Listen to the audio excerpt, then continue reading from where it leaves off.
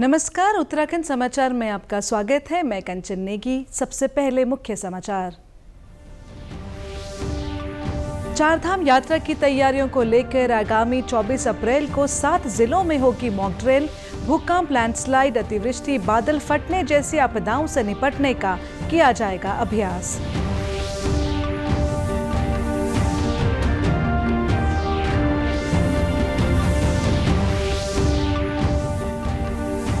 बागेश्वर में महिलाओं को अपने कानूनी अधिकारों के प्रति जानकारी देने के लिए लगाया गया विधिक साक्षरता शिविर। घरेलू हिंसा और अन्य अपराधों से निपटने के लिए दी गई कानूनी सलाह।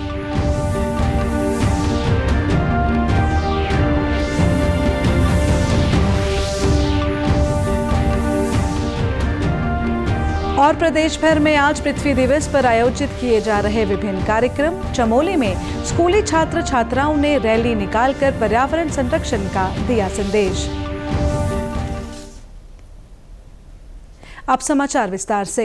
चारधाम यात्रा को लेकर आपदा प्रबंधन प्राधिकरण की बैठक आयोजित की गई। इस बैठक में आगामी 24 अप्रैल को उत्तराखंड के विभिन्न जिलों में आयोजित होने जा रही मॉक ड्रिल के बारे में चर्चा की गई। इस दौरान नेशनल डिजास्टर मैनेजमेंट अथॉरिटी और उत्तराखंड स्टेट डिजास्टर मैनेजमेंट के सदस्य सैयद अता हसनैन ने बताया कि चारधाम यात्रा केंद्रीय गृह मंत्रालय के नजरिए से बेहद महत्वपूर्ण है। यात्रियों के दर्शन से लेकर सुरक्षा और उनको मूलभूत सुविधा प्रदान करने के लिए इस बैठक का आयोजन किया गया है। वहीं मॉक ड्रिल में 7 जिलों के 15 क्षेत्रों में यात्रा के दौरान विभिन्न चुनौतियों जैसे भूकंप, लैंडस्लाइड, अतिवृष्टि, बादल फटना जैसे आपदा से निपटने का प्रयास किया जाएगा। वहीं उत्तराखंड आपदा प्रबंधन के सचिव विनोद सुमन ने बताया कि चारधाम यात्रा से सीधे जुड़े विभागों और जिला प्रशासन के साथ टेबल टॉप एक्सरसाइज की जा रही है। कि चारधाम यात्रा उत्तराखंड के लिए बहुत ही महत्वपूर्ण आयोजन होता है। माननीय मुख्यमंत्री जी द्वारा लगातार विभागों के साथ, जिलाधिकारियों के साथ और संबंधित अधिकारियों के साथ बैठक की जा रही है। अब तक कई बार बैठकें हो गई हैं। उसी के क्रम में एनडीएमए के सहयोग से आज यहाँ पर मॉक ड्रिल का आयोजन किया जा रहा है। इसमें यात्रा के दौरान किस किस प्रकार की आपदा आ सकती है, किस तरह से हम उसको हैंडल करते हैं, अब तक हमारे क्या अनुभव रहे हैं, कहाँ पे हम सफल रहे हैं, कहाँ पे असफल हुए हैं, जहाँ पे असफल हुए हैं क्यों असफल हुए हैं और उसका क्या कारण है, उसका एनालिसिस कर रहे हैं। और इसके बाद जब आपदा कभी आती है तो रिस्पांस हम कैसे करें कि हम सफलतापूर्वक उसको देख सकें। इस साल चारधाम यात्रा को हरित यात्रा के रूप में आयोजित करने का लक्ष्य रखा गया है। मुख्यमंत्री पुष्कर सिंह धामी के मार्गदर्शन में इस दिशा में प्रभावी कदम उठाए जा रहे हैं। रुद्रप्रयाग में गढ़वाल मंडल विकास निगम द्वारा यात्रा के मुख्य पड़ावों पर ई चार्जिंग स्टेशनों की स्थापना की गई है ताकि इलेक्ट्रिक वाहन चालकों को कोई परेशानी ना हो। जिले में पर्यटन विभाग द्वारा संचालित 4 GMVN गेस्ट हाउसों पर इन चार्जिंग स्टेशनों की स्थापना की गई है। प्रत्येक स्टेशन पर 60 किलोवाट क्षमता के यूनिवर्सल चार्जर लगाए गए हैं, जिनमें 30-30 किलोवाट की 2 चार्जिंग गन शामिल हैं। इन गनों की मदद से विभिन्न प्रकार के इलेक्ट्रिक वाहन आसानी से चार्ज किए जा सकेंगे। हमारे जो GMVN के गेस्ट हाउसेज हैं उसमें जनपद के 4 गेस्ट हाउसेज में ई चार्जिंग स्टेशन को स्थापित किया गया है। कोई भी व्यक्ति, पर्यटक जो चारधाम यात्रा पर आ रहा है, वो यदि अपनी ई व्हीकल से आना चाहता है तो उससे वो इन स्थानों पर, जो 4 स्थान है, वहाँ पर अपने गाड़ियों को चार्ज कर सकते हैं और अपनी यात्रा को और सुलभ कर सकते हैं। पर्यावरण को लेकर किस तरह से? चूँकि आप देखेंगे कि हमारे यहाँ जो पर्यावरण है और जलवायु है वो पहाड़ों पर भी धीरे धीरे गर्मी बढ़नी शुरू हो गई, तो उसको भी संतुलित रखने के लिए ई व्हीकल को बढ़ावा दिया जाना अति आवश्यक है। चूँकि ई व्हीकल कम पॉल्यूशन क्रिएट करते हैं, इसकी वजह से मुझे लगता है कि ई व्हीकल को हमें आगे बढ़ावा देना चाहिए। ये पहल न केवल श्रद्धालुओं की यात्रा को सुविधाजनक बनाएगी, बल्कि उत्तराखंड को प्रदूषण मुक्त बनाने की दिशा में भी एक सार्थक कदम साबित होगी। सरकार का उद्देश्य है कि इलेक्ट्रिक वाहनों को बढ़ावा देकर पर्यावरण संरक्षण, रिस्पॉन्सिबल टूरिज्म और हरित पर्यटन को नई दिशा दी जा सके। बागेश्वर में महिलाओं के अधिकारों को लेकर विधिक साक्षरता एवं जागरूकता शिविर का आयोजन किया गया। ये शिविर विधिक सेवा प्राधिकरण और बाल विकास विभाग की ओर से आयोजित किया गया।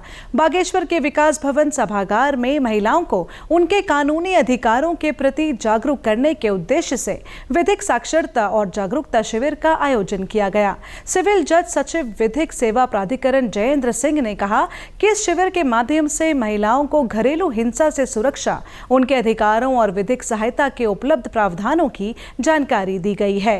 हर जरूरतमंद महिला तक न्याय की पहुंच सुनिश्चित करना हमारा प्रयास है।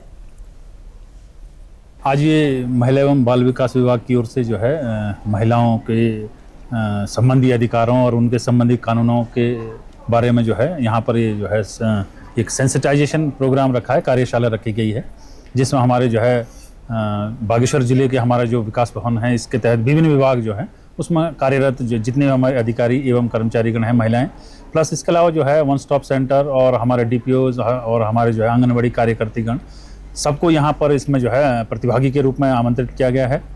और बहुत सारे कानून हैं महिलाओं के अधिकारों के बारे में, उनके संरक्षण के बारे में। शिविर में घरेलू हिंसा अधिनियम के तहत महिलाओं को मिलने वाली सहायता, आश्रय, परामर्श और कानूनी सहायता के बारे में बताया गया। बाल विकास विभाग की जिला कार्यक्रम अधिकारी डॉक्टर मंजू लता यादव ने कहा कि घरेलू हिंसा को लेकर विभाग लगातार कार्य कर रहा है। उन्होंने कहा कि महिलाएं अपने अधिकारों को जानें और घरेलू हिंसा के विरुद्ध आवाज उठाएं। इसी उद्देश्य से हम कार्यशालाएं कर रहे हैं। विभाग की ये सतत प्रक्रिया है और आगे भी इसे जारी रखा जाएगा।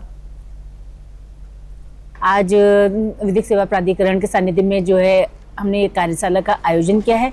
इसका मुख्य उद्देश्य ये है कि महिलाओं को अपने अधिकारों की जानकारी मिल सके और किस समय वो कहाँ जाकर क्या सहायता ले सकती हैं, इस बारे में भी आज इनसे बात करी जाएगी। आज हमने इस ट्रेनिंग में जो है महिला कार्मिकों को भी सम्मिलित किया है। महिला कार्मिकों को सम्मिलित करने का मुख्य उद्देश्य जो है पॉश एक्ट के बारे में जानकारी देना है, जो कि आज के समय में बहुत ही ज्वलंत मुद्दा चल रहा है पॉश एक्ट के अंतर्गत, और इसी की विस्तृत जानकारी देने के लिए आज इस कार्यशाला का हमने आयोजन किया है। सीमांत जनपद चमोली में विश्व पृथ्वी दिवस धूमधाम के साथ मनाया गया। इस अवसर पर स्कूली छात्र छात्राओं ने रैली निकालकर पर्यावरण जागरूकता का संदेश दिया। इसके साथ ही विद्यालयों में कई कार्यक्रम आयोजित किए गए। पृथ्वी दिवस के अवसर पर गोपेश्वर में बाल भवन विद्यालय के साथ ही अन्य छात्रों ने रैली निकालकर पर्यावरण संरक्षण व पृथ्वी को बचाने का संदेश दिया। बच्चों ने पर्यावरण संरक्षण के नारे और हाथ में तख्तियां लेकर शहर के मुख्य मार्गों पर नारे लगाते हुए रैली निकाली। रैली के बाद विद्यालय में गोष्ठी, निबंध, ड्राइंग व भाषण प्रतियोगिता आयोजित की गई। इस दौरान छात्र गौरव रावत ने कहा कि आज पूरी दुनिया में पर्यावरण को लेकर गहरा संकट बना है। ग्लोबल वार्मिंग व पेड़ कटने से पर्यावरण को और भी ज्यादा नुकसान हो रहा है। 2025 का हमारा पृथ्वी दिवस का थीम है आवर पावर आवर प्लेनेट। जो हमारे अर्थ की सबसे बड़ी प्रॉब्लम दो है। पहला ग्लोबल वार्मिंग, दूसरा पोल्यूशन। ग्लोबल वार्मिंग एक ऐसी समस्या है जिसमें ग्रीन हाउस गैसेस है वो प्लेनेट को गर्म कर देती हैं, जिसकी वजह से बहुत सारी समस्याएं होती है। जैसे कि पहली समस्या है कि ये प्लेनेट को इतना गर्म कर देता है कि ज़मीन सूखने लग जाती है।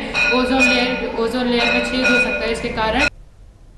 छात्रा शिवानी पुरोहित ने कहा कि पेड़ों को काटना बंद कर दें, जीव जंतुओं को न मारें और जंगलों को न काटें। पर्यावरण दिवस या जन्मदिन पर हमेशा पौधारोपण करें। आज पृथ्वी दिवस के अवसर पर हमारे विद्यालय में यह बताया गया है कि किस प्रकार हम अपने पर्यावरण को बचा सकते हैं और किस प्रकार हम उसकी रक्षा कर सकते हैं। तो कुछ नियम हमें बताए गए हैं कि अगर हम पेड़ों को काटना कम कर दें, जो पेड़ होते हैं वो पेड़ों से ही बनते हैं और पेड़ों का इस्तेमाल करें, परंतु उनका जो दुरुपयोग है वो ना करें। और जो जीव जंतु लोग जो मार रहे हैं उनकी खाल के लिए, उनका इस्तेमाल के लिए वो ना करें। और जंगलों को लोग जला रहे हैं पेड़ों के लिए, और वहाँ पर पेड़ काटकर जो लोग बिल्डिंगें बना रहे हैं, नए नए कारखाने खोल रहे हैं, और जो कारखानों से प्रदूषण निकल रहा है वो हमारे पर्यावरण के बहुत ज़्यादा हानिकारक है। जी पर्यावरण वास्ता प्लास्टिक की बोतल में कबाड़ भय की वेते रंग रोगन करे कि स्कूल में क्यारियों की मींड का रूप में और ट्री गार्ड का रूप में लगाई सस्ता अभियान चलाई और साथ ही साथ कई सारी रैलियों में भाग ले आई और लोगों ते प्लास्टिक ना फैलावा ये का बारे में जागरूक करी। ग्लोबल वार्मिंग के चलते ग्लेशियर तेजी से पिघल रहे हैं, जिससे पूरी पृथ्वी के अधिकांश भाग का पानी में डूबने का खतरा बना हुआ है। पृथ्वी का तापमान ज्यादा ना बढ़े, इसके लिए आज अधिक से अधिक पेड़ लगाने की आवश्यकता है।